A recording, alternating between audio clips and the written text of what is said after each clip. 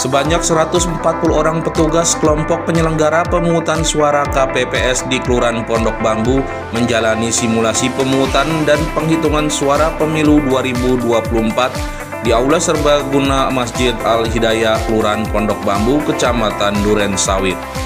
Simulasi merupakan upaya untuk memastikan kesiapan petugas kelompok penyelenggara pemungutan suara KPPS menjelang pemilu 2024.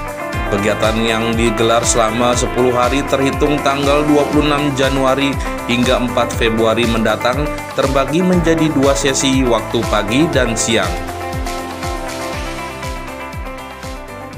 Jadi kami mengadakan BIMTEK ini agar semua peserta baik ketua KPPS maupun anggota lebih memahami, karena melihat, mendengar, dan mensimulasikan, mempraktikkan itu satu tahapan-tahapan yang menurut kami dengan BIMTEK ini bukan hanya ketua PPS, tapi anggota mengetahui semua.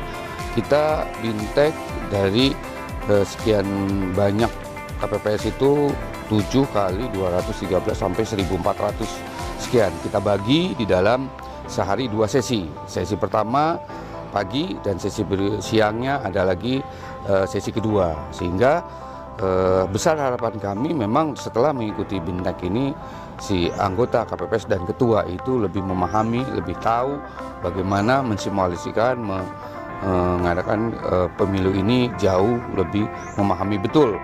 Dan kita mensimulasikan bagaimana alur masuk mulai dari peserta pemilih itu mendaftarkan sampai dia memilih sampai keluar dari lokasi TPS itu aman dan lancar.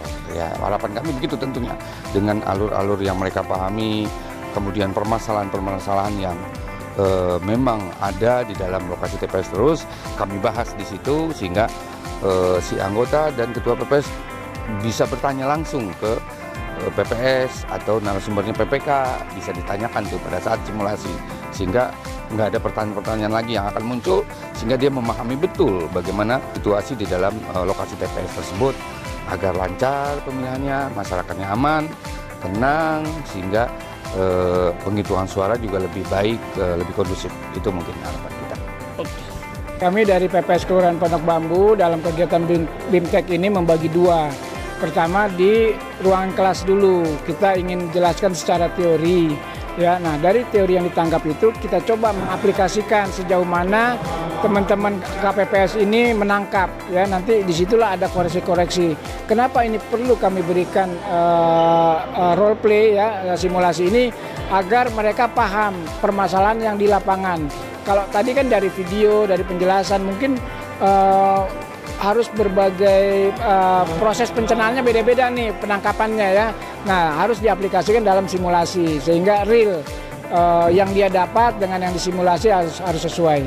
Ini 10 hari, ini hari keempat. Dari setiap season pagi dan siang selalu dengan ruang kelas dan simulasi.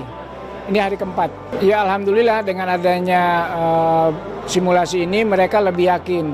Karena sebetulnya yang harus ditumbuhkan kepada anggota KPPS keyakinan mereka untuk melakukan tugas.